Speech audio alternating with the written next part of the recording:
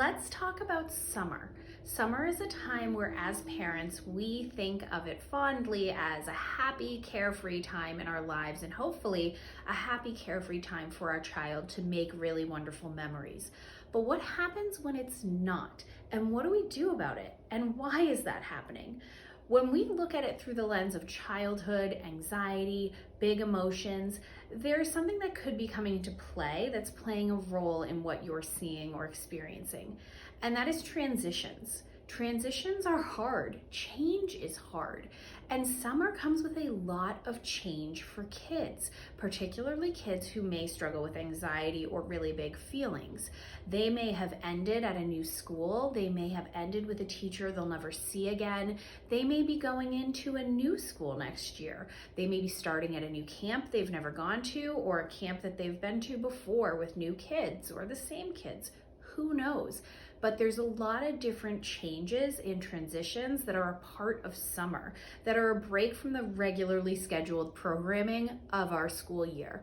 And that can bring with it a lot of uncertainty. Who am I going to be with? What am I going to do? Who am I going to see? Who am I not going to see? And that's where anxiety thrives. Anxiety demands certainty. It needs to know exactly what's happening and it needs to control it, or it gets loud. And that loudness can look like irritability, tantrums, sadness, anger, frustration, shutting down, you name it. So, what do we do? Well, first, you want to name what you think is going on here. You know, I've seen you go through a lot of changes in the last couple of weeks, and that might have been really hard for you. And I know there's a lot of change coming up, and that could feel scary. So what are we going to do about it?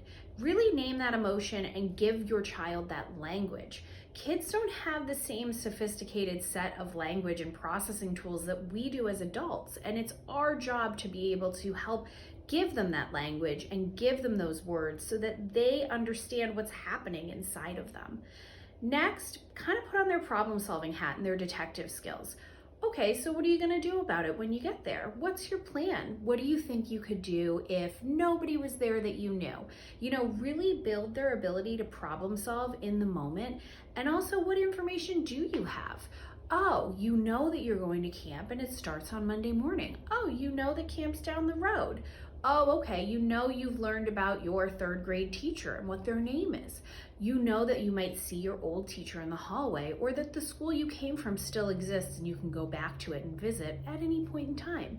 Start to give them some knowns, but also build their ability to how do they problem solve when they don't have those knowns. Just because we feel uncomfortable does not mean that we are meant to avoid what is making us uncomfortable. In fact, we need to do the opposite. We need to lean into that discomfort because that builds our strength and our resilience against those worries that are telling us, just don't go. Just don't do it because you feel uncomfortable. We want to be able to say back to that worry and anxiety, I can figure this out. I know I have the ability to figure this out, and I know enough about what's going on wherever I am going. I can figure this out. It's okay to be uncomfortable. It doesn't mean that I'm in danger. It just means that this is new and a little sticky, and that's all right. Those skills of problem solving, information seeking, being your own detective, and leaning into that discomfort will build long-term strength and confidence to fight back against your worry no matter what age you are. So good luck this summer. Lean into the discomfort. Know that it's okay to be uncomfortable and it's okay to know what's going to happen next or not know what's going to happen next.